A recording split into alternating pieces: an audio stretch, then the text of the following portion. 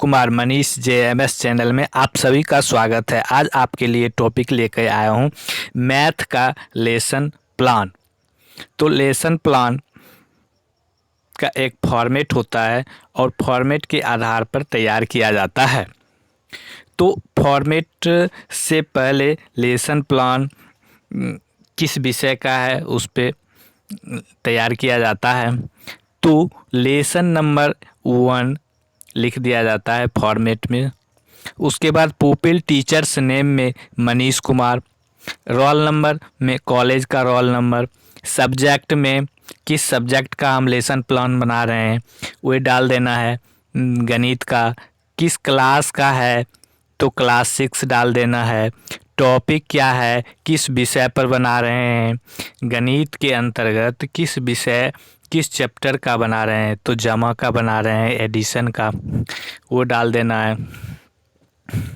Class 6 का बना रहे हैं तो किस सेक्शन का है, किस सेक्शन में आप टीचर के पुपिल टीचर्स हैं तो सेक्शन डाल देना है। ए ड्यूरेशन ऑफ लेसन डाल देना है 40 मिनट, डेट डाल देना है।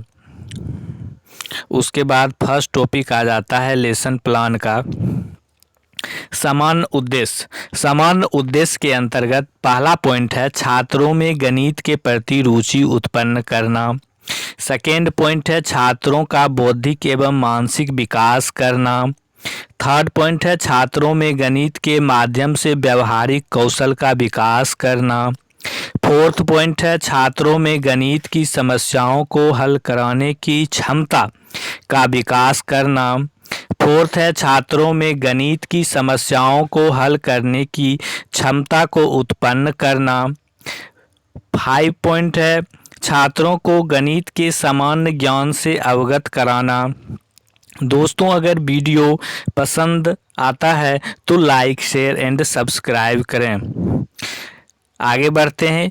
अगला पॉइंट है विशिष्ट उद्देश्य। विशिष्ट उद्देश्य के अंतर्गत कुछ पॉइंट आते हैं जिसमें पहला है छात्रों को सम और विषम संख्याओं का ज्ञान देना।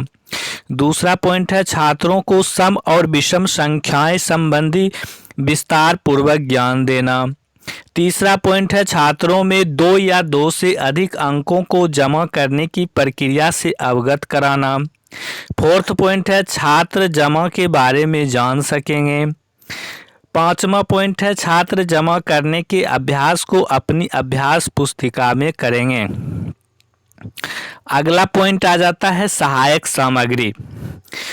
सहायक सामग्री में चौक, झारन, श्यामपट्ट, चार्ट, मॉडल इत्यादि आते हैं।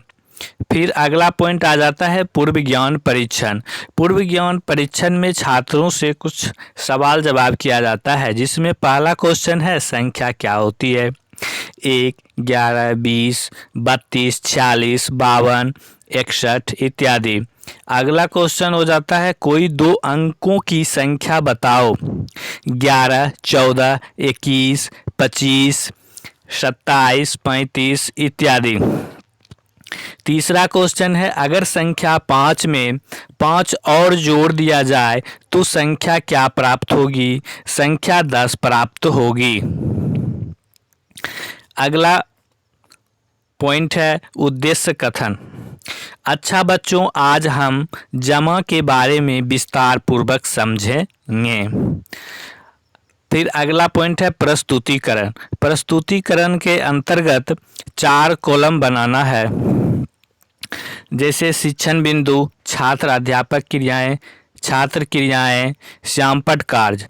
शिक्षण बिंदु के अंतर्गत जोड़, छात्र अध्यापक क्रियाएं 2 या 2 से अधिक संख्याओं को मिलाकर प्राप्त होने वाली संख्या को जोड़ कहते हैं। जैसे 2, 2 प्लस 2, 3 को ऐड करना है तो 2 और 3 5 हो गया और 2 और 2 4 हो गया। इसी तरह से 5 और 5 में जोड़ देना है 4 और 4 तो 5 और 4 9 और 5 और 4 9 हो जाता है। इसी तरह इसको और उदाहरण देके बताना है। उदाहरण शिक्षण बिंदु का पॉइंट है उदाहरण। उच्च प्राथमिक स्तर पर स्कूलों में बच्चों को केवल हासिल वाले जमा करनी सिखाई जाती है। तो ये भी देख लेते हैं। 6, 7, 8, 9 में जोड़ना है 2, 6, 2, 4। तो 9 और 4 को जोड़ेंगे तो 13 होता है। 13 का 3 लिखेंगे। हासिल 1 को 8 में जोड़ देंगे तो 9 हो जाएगा और 9 2 11 हो जाएगा। 11 का 1 लिखेंगे, फिर हासिल 1 आ जाता है। हासिल 1 को फिर 7 में जोड़ देंगे। 7 1 8 हो गया। 8 और 6 14 हो गया। 14 का 4, फिर 6 में 1 जोड़ देंगे हासिल तो 7 हो गया। 7 और 2 हो जाता है 9। तो इक्वल टू हो गया 9413। इसी तरह 9 6 5 6 8 में जोड़ देंगे 4 7 6 5 6 तो हो जाता है 144224। फिर एक है 6 7 9 6 5 में ऐड कर देंगे 4 5 4 4 9 इक्वल टू 113414 हो जाता है। फिर है छात्र क्रियाएं। छात्र क्रियाएं में सभी छात्र अध्यापक की बातों को ध्यानपूर्वक सुन रहे हैं और श्यामपट्ट कार्य को अपनी अपनी कॉपी में उतार रहे हैं। फिर आ जाता है अगला पॉइंट, श्यामपट्ट कार्य। श्यामपट्ट कार्य में जोड़ 2 या 2 से अधिक संख्याओं को मिलाकर प्राप्त होने वाली नई संख्या को जोड़ कहते हैं। जैसे 2 + 4 = 6, 6 + 3 = 9। फिर अगला है शिक्षण बिंदु का पॉइंट, खिलौने के माध्यम से।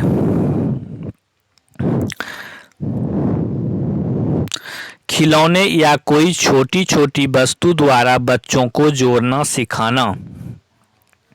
तो छात्र अध्यापक क्रियाएं में छात्र या बच्चों को कक्षा में बच्चों के सामने 5 या 10 खिलौने या कोई वस्तु को रखकर बारी बारी से उठाकर छात्रों को पूछते हैं कि ये दोनों को एक साथ कर दिया जाए तो कितना होगा। जैसे एक हाथ में 2 खिलौने और दूसरे हाथ में 3 खिलौने हैं तो दोनों को मिला दिया जाए तो कुल कितना होगा। तो बच्चों ने दोनों खिलौने को आसानी से जमा कर बता देते हैं कि कुल 5 खिलौने हुए। फिर छात्र क्रियाएं में सभी छात्र अध्यापक की बातों को ध्यानपूर्वक सुन रहे हैं और श्यामपट्ट कार्य को सभी अपनी अपनी कॉपी में उतार रहे हैं। अब है श्यामपट्ट कार्य। अगला पॉइंट आ जाता है श्यामपट्ट कार्य। श्यामपट्ट कार्य में छात्रों को कक्षा में छात्र अध्यापक द्वारा बच्चों के सामने खिलौने के माध्यम से छात्रों पूछते हैं कि 2 खिलौने और एक तरफ 3 खिलौने हैं तो कुल 5 खिलौने हुए, छात्रों द्वारा बताया जाता है। फिर है शिक्षण बिंदु। शिक्षण बिंदु के अंतर्गत अब है उदाहरण। छात्र क्रियाएं में कक्षा में अध्यापक द्वारा छात्रों या बच्चों को जमा करने में खिलौने आदि के माध्यम से छात्रों को जोड़ करने की प्रक्रिया को बच्चों को सिखाया जाता है। अध्यापक द्वारा बच्चों के सामने खिलौने से रखकर छात्रों से पूछते हैं कि कुल कितने खिलौने हुए तो छात्र आसानी से खिलौने को जोड़कर बता देते हैं और फिर खिलौने के 2 अलग अलग स्थान पर रखकर खिलौने के माध्यम से पूछा जाता है तो भी आसानी से जोड़कर बता देते हैं। अब है छात्र क्रियाएं। सभी छात्र अध्यापक की बातों को ध्यानपूर्वक सुन रहे हैं और श्यामपट्ट कार्य को अपनी अपनी कॉपी में उतार रहे हैं। अब है अगला पॉइंट, श्यामपट्ट कार्य। श्यामपट्ट कार्य के अंतर्गत छात्रों को खिलौने के माध्यम से दो या दो से अधिक संख्याओं को खिलौने के माध्यम से जोड़ प्रक्रिया सिखाया जाता है। जैसे 4 में 5 जोड़ देंगे, यानी 4 खिलौने में 5 खिलौने जोड़ देंगे तो 9 खिलौने हो जाएगा। इसके बाद अगला पॉइंट आ जाता है पुनरावृत्ति। पहला क्वेश्चन है, राहुल के पास 2 गुब्बारे हैं और 3 गुब्बारे वह अपने दोस्त से लेता है, तो कुल गुब्बारे राहुल के पास कितना होना चाहिए? 5 गुब्बारे। फिर अगला क्वेश्चन है, 4 में जोड़ देना है 1 0, तो कितना होगा? 4 0 4 और 4 1 5 हो जाएगा, टोटल 54 हो जाता है।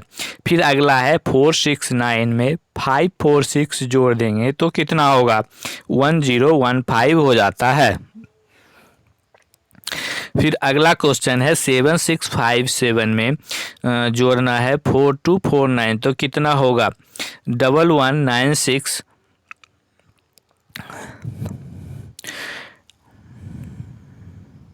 फिर है गृह कार्य।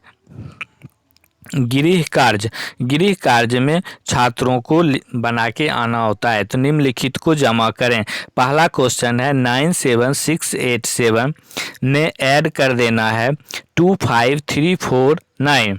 अगला क्वेश्चन है 4 9 8 7 6 में ऐड करना है 5 2 4 6 9, जोड़ कर लाना है। फिर अगला क्वेश्चन है, राम के पास 5 खिलौने हैं और 4 खिलौने और खरीदा, तो राम के पास कुल कितने खिलौने अब हो जाएगा?